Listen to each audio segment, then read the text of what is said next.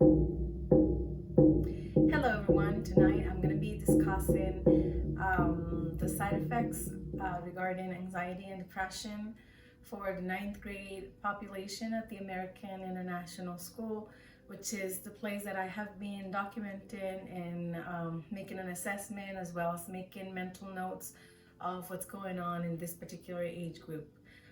As part of my investigation, the first step was asking and discovering with the high school population what was their learning methodology while they were in pandemic.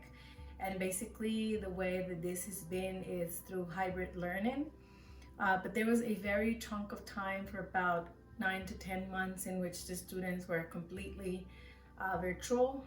And so as they have returned to the classroom, the psychologist and the psychopedagogist, in combination of the teachers, have observed that the students have been struggling socially, emotionally, and actually physically. One of the first steps in which they discovered this was through the results on their test. They shown that they were not confident. Also at the level of social, they were actually afraid and deprived for several months to interact or visit family members. Also dealing with the fear of any family members passing away, likewise relatives or friends. And so as a result, they have lost these social skills abilities, and they have shown fear of attending school from either getting contaminated or actually getting a phone call providing the news that one of their loved ones have passed away.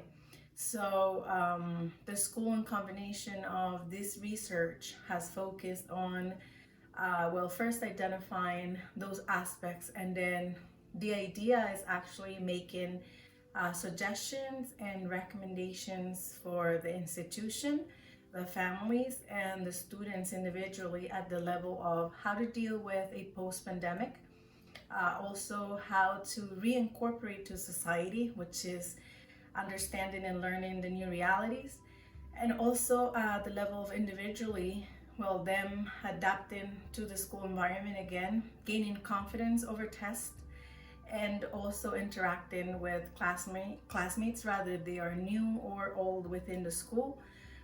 And so this is part of the practices that have been suggested for future investigations. So as part of the recommendations, as mentioned, it is useful for the students to get involved with the community, their families as well, and with regarding testing, getting more confident again. And at the level of conclusions, there is a clear sign that not only the students but the staff still feels edgy, fearful, confined for the amount of months that they have been stuck at home. And so there is a clear need of a manual trainings, professional developments that can actually help the students reincorporate to this environment, and for the staff to also get the tools to support those students who actually go through breakdowns, who continue to lose family members, or their health is in detriment, and themselves trying to actually readjust to sports and cultural activities that can actually help them go to the normal lives. So it is part of the conclusions and suggestions that yes, the mental health has been affected for the students and staff and the families in general. So there are services and tools that are needed and that should be provided for all of them through professional trainings and manuals that can actually help them cope with this situation and help them reincorporate to the new reality.